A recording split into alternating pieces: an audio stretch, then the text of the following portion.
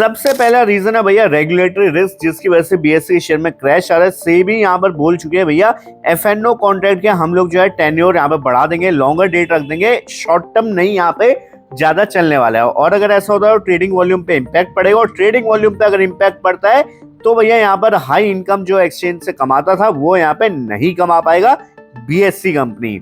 ये second major reason profit booking after strong rally, अच्छा खासा चल गया था, उस चक्कर में अब यहाँ पे जो है बुक्स हो रहे हैं भैया प्रॉफिट वगैरह, जो कि एक पुल बैक भी कॉज कर रहे हैं। मानो ना मानो ये भी एक मेजर रीजन होता है। आप में से काफी लोग बोल रहे होंगे नहीं नहीं ये मेजर रीजन नहीं है, बट बिलीव मी है।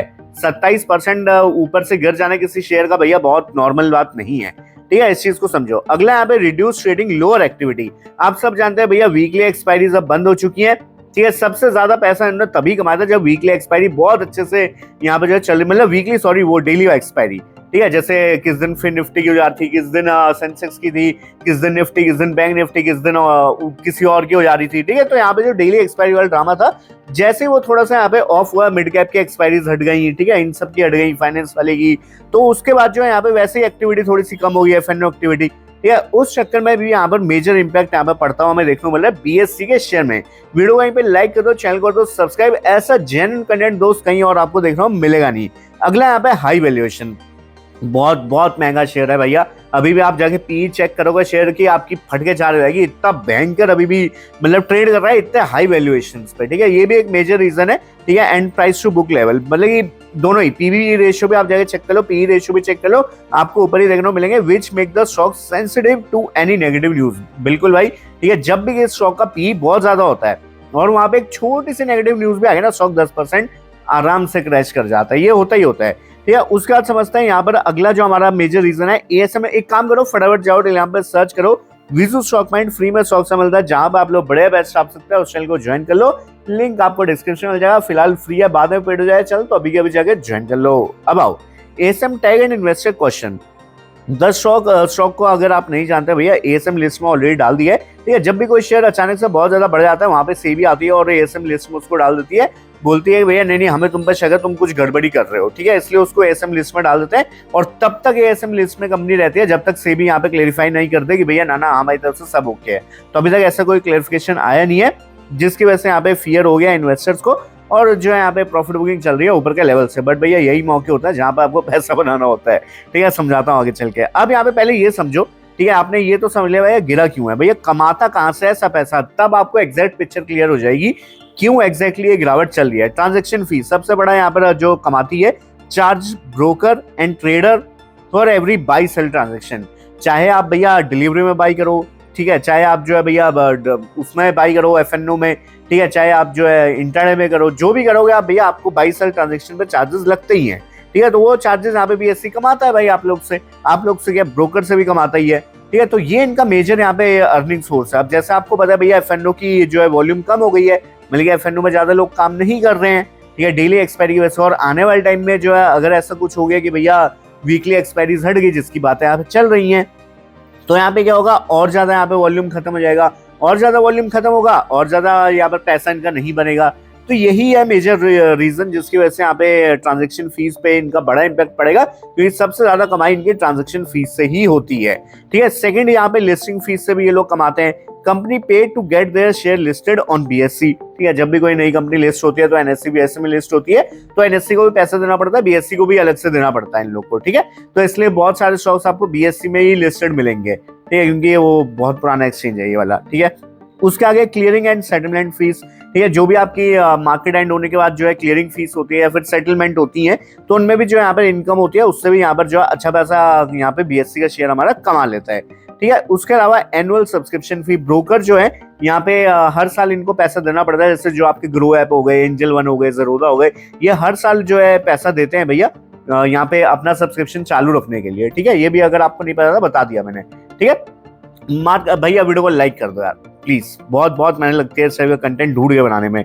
Market data services sell real time market data and indices to investor, institutional and app, ठीक है। ये कोई बहुत बड़ा पॉइंट नहीं है, क्योंकि इससे बहुत बहुत ज्यादा कम यहाँ पे कमाई हो रही है। इस समय बीएससी के शेयर गए और मुझे लगता भी नहीं ये बहुत ज्यादा कमाई करके देगा कभी जिंदगी में, तो इसलिए इस पॉइंट को अपन डिस्कस नहीं करेंगे। आगे चलते हैं, इससे भी अच्छा पैसा कमा लेता है mutual fund and SMB platform, earnings from mutual fund distribution and small company listing, तो इधर से भी समझ ही गए होंगे, अच्छा पैसा यहाँ पे निपटा देता है। ठीक है, उसके बाद अब यहाँ पे चलते हैं कंक्लूजन की तरफ। उससे पहले चार्ट को यहाँ पे पढ़ना बहुत जरूरी है। देखो आज के दिन पर 27% गिरा है ऑल टाइम हाई से। अगर आप नॉर्मल करेक्शन यहाँ पे 2024 के बाद का डेटा है ये सारा, ठीक है, अगर आप 1-1.5 साल का भी पीरियड देखेंगे भैया, यहाँ पे 25% गिरा था, यहाँ पे 35% गिर गया था, यहाँ पे तो 40% ही गिर गया था। तो एक चीज हमें समझ में आ रही है भैया, यहाँ पे ना 35% के आसपास की रड़ बहुत कॉमन है इसके लिए। ठीक है, मतलब ऐसे यूं ही करके गिर जाता है। ठीक है, 30-35% करेक्शन बहुत नॉर्मल है। तो अगर मैं यहाँ से भी लेके चलूँ ना कि भैया यहाँ से भी अगर 30-35% की करेक्शन हमें देखने को मिलती है, तो पता कितना बनेगा, वो बनेगा लेवल आपके इधर के आसपास का। ठीक है, तो अब यहाँ पे मैं आपको बता देता हूँ करना क्या है एग्जैक्टली। ठीक है, वीडियो को लाइक कर देना, सबसे पहले तो ये करना है। ठीक है, देखो समझना है यहाँ पे बातों को। ठीक है, सबसे पहले यहाँ पे लॉन्ग टर्म का विजन डिस्कस कर लेते हैं।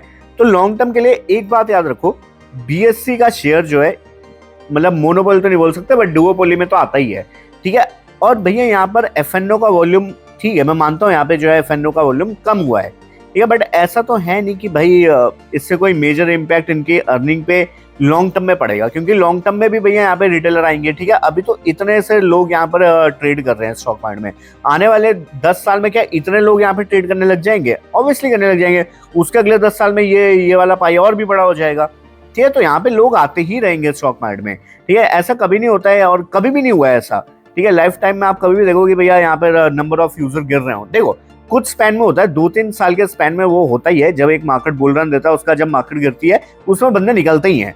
बट अगली बुल रन, जैसे अभी ये वाला टाइम चल रहा है ना, बट अगली बुल रन जब आएगी उसमें और ज्यादा रिटेलर यहाँ पे आएंगे मार्केट में, और जब रिटेलर आएंगे बीएससी कंपनी को उससे डायरेक्ट फायदा होगा। ठीक है, तो यहाँ पे लॉन्ग टर्म का व्यू तो आपको समझ में आ ही रहा है भैया, यहाँ पे लॉन्ग टर्म में ग्रोथ स्टोरी इंटैक्ट है। ठीक है, लॉन्ग टर्म में भैया बीएससी एनएससी यहीं पे आएंगे स्टॉक, और कहाँ लिस्ट होंगे, और कोई एक्सचेंज ही नहीं है इनके पास। ठीक है, तो यहाँ पे दोनों को ही फायदा होगा। अभी एनएससी लिस्टेड नहीं है, इससे हम एनएससी की बात नहीं कर रहे हैं, हम बीएससी की बात कर रहे हैं। तो long term growth story intact. अगर कोई लॉन्ग टर्म का व्यू है ना भैया, टेंशन यहीं पे लेना छोड़ दो। ठीक है, बट समझ लेना कहाँ पे क्या करना है। देखो शेयर महंगा है, नो डाउट, मैं ये नहीं बोल रहा आप जाके यहाँ पे घुस जाओ और एंट्री ले लो लॉन्ग टर्म ले। ऑब्वियसली भाई कोई सर पैर की बात नहीं है ये कोई भी यहाँ पे बाई सेल रिकमेंडेशन नहीं है। प्लीज इस चीज को ध्यान रखना, अपने फाइनेंशियल एडवाइजर से पूछ के करो भाई दोस्त, जो भी आपको करना है। ठीक है, मैं बस एजुकेशन पर्पज के लिए लेवल्स डिस्कस कर देता हूँ। सबसे पहला लेवल यहाँ पर अच्छे लेवल पे है। ठीक है, आप कैसे देखो, अगर आप लॉन्ग टर्म है तो हमेशा 3 से 4 टुकड़ों में एंट्री लेने का प्लान किया करो, आपके लिए बेटर रहेगा। तो अगर कोई है भैया यहाँ पे रिस्क लेना चाहता है, अगले 5 साल का अगर आपका व्यू है, तो स्मॉल क्वांटिटी में आप जो है स्टार्ट कर सकते हैं एक्यूमुलेशन। ठीक है, और हर यहाँ पे जो है 12% के गिरने पे थोड़ा करके बाई कर सकते हैं, या अपने हिसाब से अपने फाइनेंशियल एडवाइजर से पूछ के। ये आपके लिए एक अच्छी स्ट्रेटजी साबित होगी इंस्टेड ऑफ कि भैया यहीं पे सारा खरीद लेता है फिर पकड़ के बैठे हुए हैं। ऑब्वियसली भाई कोई नहीं जानता यहाँ से कितना गिर सकता है। ठीक है, तो इसलिए स्ट्रेटजी यही बनती है, हर 12% की गिरावट पे थोड़ा एक्यूमुलेट कर सकते हैं आप लॉन्ग टर्म के लिए, कोई दिक्कत नहीं है। ठीक है, बाकी शॉर्ट टर्म का भी बता देता हूँ। शॉर्ट टर्म में देखो ये हमारे पास मेजर सपोर्ट है, तो अपना जो है 2050 के आसपास अपने स्टॉप लॉस वगैरह मेंटेन कर लो अगर आप शॉर्ट टर्म ट्रेडर हैं। ठीक है, वैसे तो मैं रिकमेंड करूंगा नहीं भाई आप जो है यहाँ पे शॉर्ट टर्म खेलो, अच्छा स्टॉक है, अच्छे गिरावट पर मिल रहा है, हर एक्यूमुलेशन पे धीरे धीरे करके ऐड करो, लॉन्ग टर्म के लिए क्वालिटी स्टॉक है। ठीक है, मैं क्या कर रहा हूँ, मैं भैया यहाँ पे स्टार्ट कर चुका हूँ धीरे धीरे करके बाइंग करना। ठीक है, छोटी सी क्वांटिटी मैंने ली है, और आने वाले 12% की गिरावट पे अगली क्वांटिटी ऐड करूंगा, उसके बाद और ऐसे करते करते 3 से 4 टुकड़ों में मैं इसको प्लान कर रहा हूँ बाई करने का। ठीक है, ये मेरा प्लान ऑफ एक्शन है। तो अगर कुछ चीजें अच्छी लगेंगी बहुत अच्छी बात है, नहीं समझ में आएगा कुछ कमेंट सेक्शन में पूछ लेना। फिलहाल इस वीडियो पर रोकते हैं, तो अगले बाय दोस्त ऑन एंड ओनली विशाल सुशील, चलो बाय।